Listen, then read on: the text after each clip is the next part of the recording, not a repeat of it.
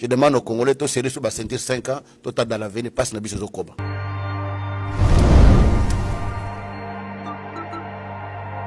Je me réveille tous les jours à 5 h du matin dans Ndakonanga. N'assemble qui na 6 h. 6 h na côte na douche na soukouli. 6 h 30 na volant pour na université. Et je n'accepterai pas que Moutoyo à la Moka Boye pour aller diriger un bon niveau. Non. D'où nous avons un président à la tête d'un grand pays comme la République. Mais Atiba mérite les expériences. Je te dis, quelqu'un qui n'a pas un niveau intellectuel aguerri. C'est une honte pour nous qui avons étudié. J'étais choqué et choqué.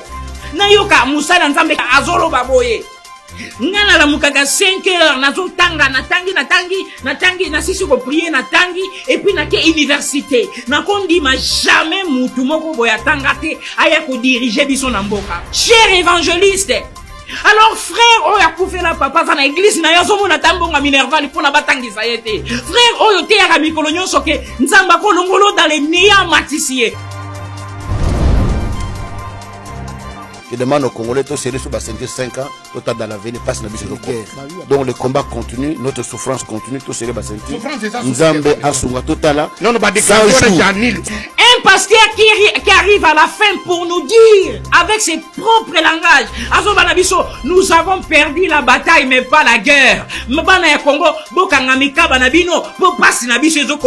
C'est faux. La souffrance du Congo vient de s'arrêter car Dieu a dit, il a écouté la souffrance du peuple congolais et c'est fini. Batu ya lamuka lelo na kolo bakaya ya Martin Fayulu nini bakoyi ko sala.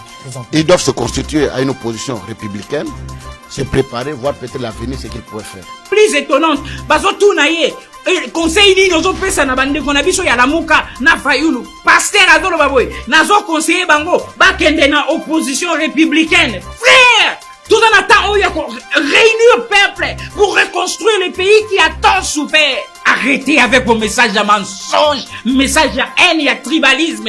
Fayulu, Félix, ce sont des gens que Dieu a envoyés pour secouer le changement. Frère, Dieu peut utiliser n'importe quel mécanisme pour libérer son peuple. Oui, c'est bon que passe Nabiso sur le plan politique, tout ça n'avait rien changé. Parce que c'est la politique qui dirige tout. C'est la politique qui oriente tout. Alors moi, je pense qu'au stade où tous les lots, quitte à nous, tous s'organisent, tout dans 5 ans. D'abord, dans 100 jours, il y a un gouvernement, Nini et Salam. Dollar et Kokita, parce que le dollar est matériel. De notre temps, on a nommé un lobby.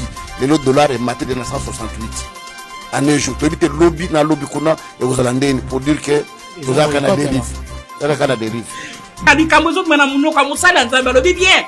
To sali ba gêne na ba prière et to sala nango le côté. Alors c'est le politique qui contrôle tout, toute cette politique est contrôlée nyonso. Ça veut dire ba sacrifice au bandimi ba sala na ba église et donc et to sala le côté ba prier beaucoup de bango et to sala nango le côté. Moi na ba to ya kuna bolaki libala depuis azomona ne le côté. Des années ba pesi banda ba pesi mama bala ba mona le côté. Vous savez pourquoi? Ezate ponza bazo salate. Eza parce que vous avez trahi Dieu et Dieu vous a rejeté. Je demande aux Congolais, tout sérieux sur 5 ans, tout dans l'avenir, passe na biso zokoba.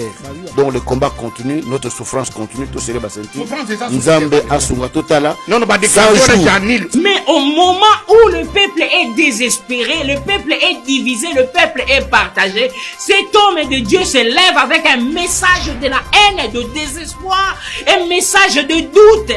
Je n'accepterai pas que Moutoyo à la Moka Boye pour aller diriger un bon niveau. Non, c'est une honte pour nous qui avons étudié.